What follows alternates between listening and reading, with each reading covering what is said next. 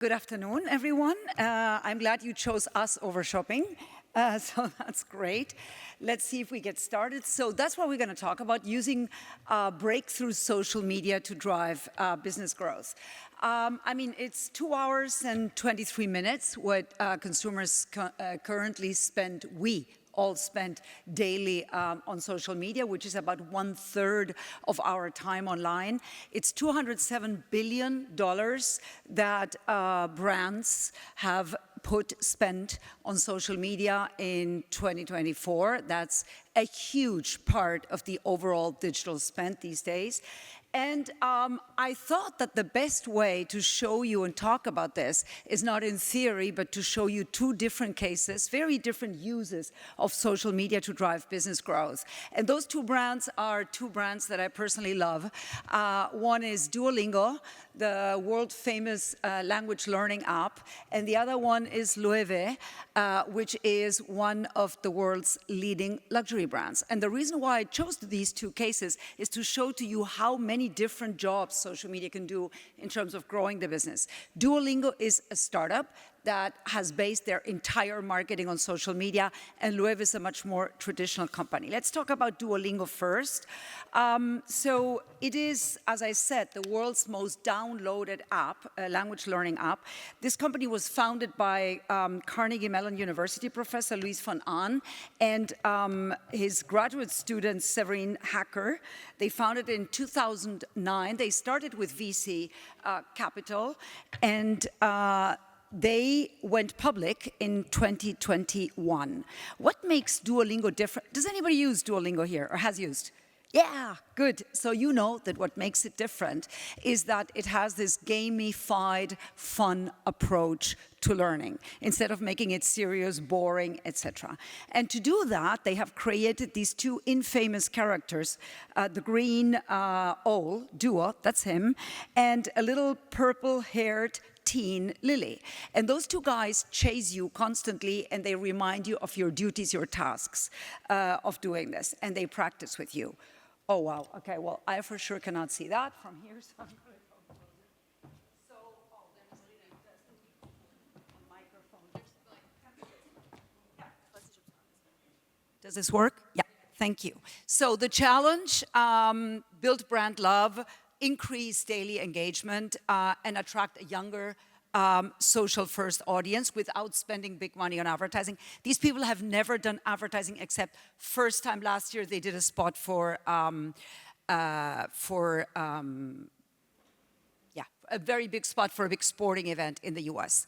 The creative strategy, they leaned into humor and pop culture. They created Duo the Owl, as I said, a very dramatic tone shift from educational to entertaining, reactive content. They react to cultural things happening every day, and they don't push the product.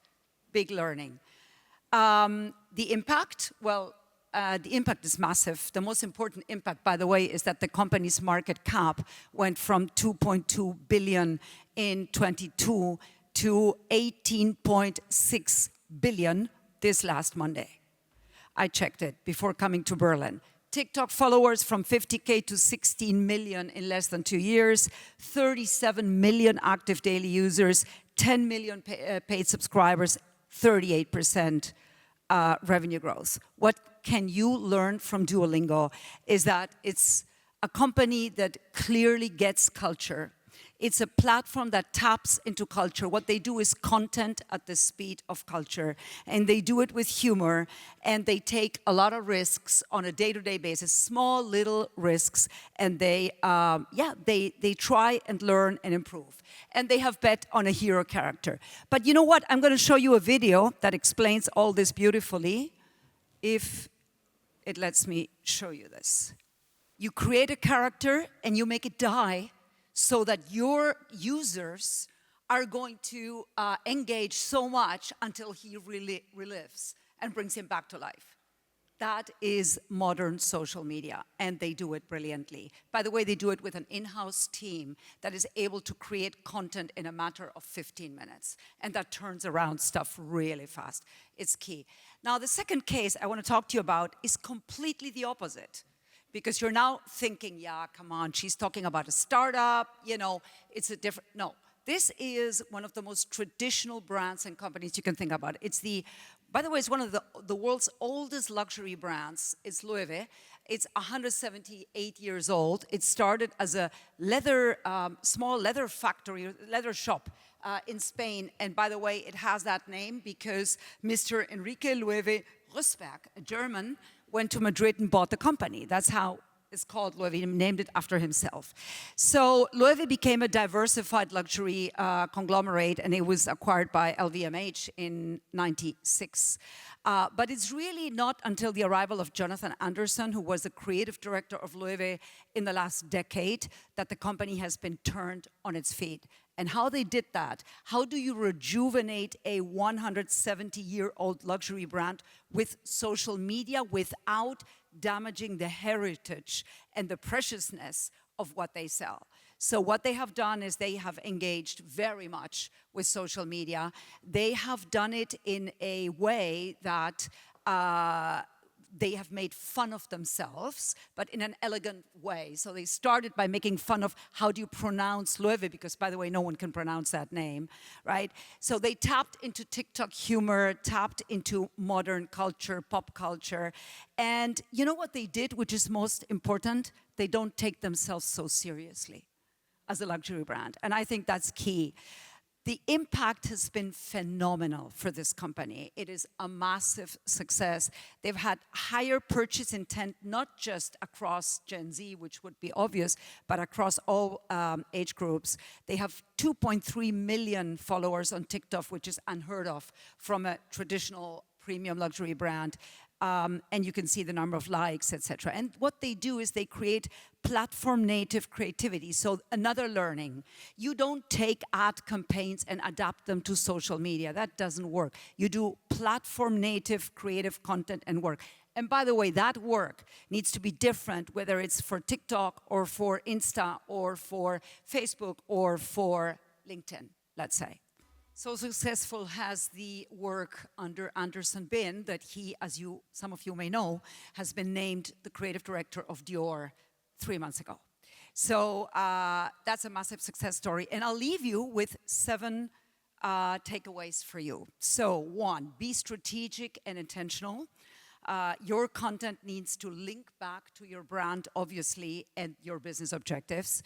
Be a platform native. TikTok is not the same as Insta, and you need to think of different creative solutions for the different platforms. Create content at the speed of culture, and don't be afraid. Take creative risks. If you want to be part of the cultural conversation, you have to take those risks. Emotion, authenticity, and credibility are absolutely key. To be humorous is one thing. To say things that nobody believes from you is a different thing. Leverage AI to accelerate content production, but without losing the human touch. There are amazing Gen AI tools out there now to be able to produce content very fast and of very good quality. Partner with creators and let them lead. Don't be a brand that hires influencers and pretends to control them. You cannot control them. You guide them, you give them frameworks, but you have to give them a certain freedom to lead. And finally, measure and optimize. Measure and optimize. Measure and optimize. Fast, fast, fast. Thank you.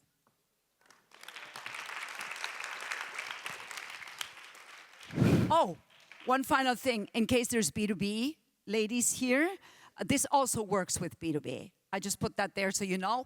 We don't have time, but if you want to check out a really strong B2B social, leveraging social for growth example, check out GoDaddy, fantastic example. And there you can see how this works. Why it works is if you apply this, it's because you're either remarkable or invisible, but you have to make a choice. And now, thank you. Thank you. Most of the women here who are entrepreneurs don't have resources. Excuse me? Okay. They don't have the resources that Loewe and Duolingo have.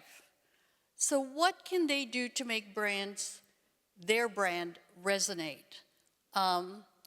they may not have a creative person who can, design a moment that can go viral. So one of the things I gathered from you is you have to do this constantly and regularly. It's not something that you do, once a week or whatever. Several times a day Okay? is the honest answer. This is how fast it is. But you can do this with very small, lean teams. Duolingo is a startup that started with nothing, and they started this with one person, their entire social activity. You can do this with one freelancer, Irene. That is the Okay, truth. so that could be a win-win for the freelancer and for you if it takes off, right? How do you measure? Well, you measure engagement and you measure how much time people spend with your content, which is super important. We actually prioritize engagement over following because following means nothing. In today's world, people give likes to everything pretty much without thinking much about it. And whereas engagement is of course, massively important. And that's what you measure. And then you measure social sentiment. There are a lot of tools out there to measure social sentiment and to understand what the conversation is being around your brand, right? And the conversation isn't always positive, Irene, but that's a good thing. Because when you are loved or liked or followed, you can't expect to be popular all the time. Right. As a brand or as a personal brand either.